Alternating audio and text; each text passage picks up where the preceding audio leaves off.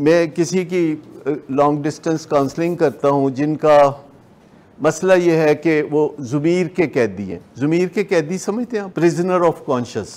ضمیر کا قیدی وہ ہوتا ہے، کہتا ہے میں لڑ جاؤں گا، میں مر جاؤں گا، لیکن میں اپنے اصولوں سے کھڑا رہوں گا، میں جان اپنی قربان کر دیاں گا، میں ٹکرا ماراں گا، مینوں پاویں جو مرضی کرو، میں نہیں کسی دی سناں گا.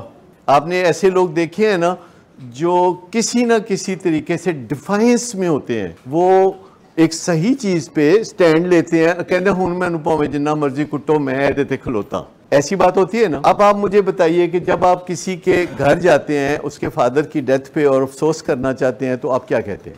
آپ کہتے ہیں بہت افسوس ہوا کہ فادر فوت ہو گئے، اور وہ آگے سے کیا کہتے ہیں؟ اللہ کی مرضی. اور ایسے کتنے لوگ نیکسٹ 48 آورز میں آ کے اس بندے کو کہتے ہیں کہ بڑا افسوس ہوا آپ کے فادر کی ڈیتھ ہو گئی، اور وہ کہتا ہے اللہ دی مرضی، وہ بھی چلے گئے تھے، اسی بھی چلے جانا ہے، سارے نہیں چلے جانا ہے.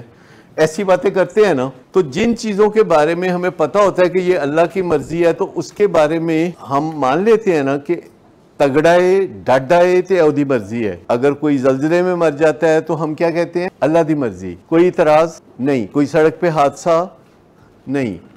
تو ایک ہستی ہے جو جسے ہم اللہ کہتے ہیں، ڈیزگنیٹڈ اللہ، اور ہم اس کو کہتے ہیں کہ یہ تیری مرضی ہے نا، تو پھر اسی نہیں بولتے.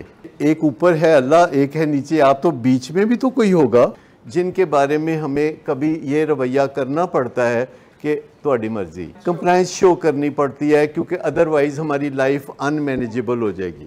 معاشرے میں ججز ہیں، کمپلائنس شو کرنی پڑے گی. ایڈمنسٹریشن ہے، کمپلائنس شو کرنی پڑے گی. ایف بی آر ہے، کمپلائنس شو کرنی پڑے گی. تو اس میں جو رنجش ہے اگر ہمیں ہوتی ہے تو پھر نقصان کس کا ہوگا؟ ہمارا اپنا. ٹھیک. تو جو میں بتا رہا تھا کہ کسی کے ساتھ میری کاؤنسلنگ ہوتی ہے تو ان کا مسئلہ یہ ہے کہ وہ کسی نہ کسی چیز پہ اڑ کے بیٹھ جاتے ہیں. جو اڑ کے وہ بیٹھ جاتے ہیں تو کہتے ہیں جب پھر کرنی انہوں نے اپنی مرضی ہے، وہ اپنی مرضی کرنے والے ہیں، تو پھر مینوں کی ضرورت پئی ہے، پھر میں کچھ نہیں کرتا. مجھے بتائیں کہ جب مرضی دنیا میں اللہ کی چلتی ہے تو کیا آپ کچھ نہیں کرتے؟ کیا آپ بیج نہیں بوتے؟ کیا آپ کھاد نہیں دیتے؟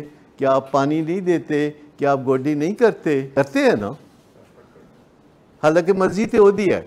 تو میں آپ کو بتاؤں کہ ایک وہ ہے، ایک ہم ہیں، اور بیچ میں درجہ بدرجہ تگڑے تگڑے موجود ہیں جن کے ساتھ ٹکرانے کی ضرورت نہیں. آپ کو یہ بھی ضرورت نہیں ہے کہ بری راہ پہ چلیں، آپ کو یہ بھی ضرورت نہیں کہ اپنے آپ کو برباد کر لیں.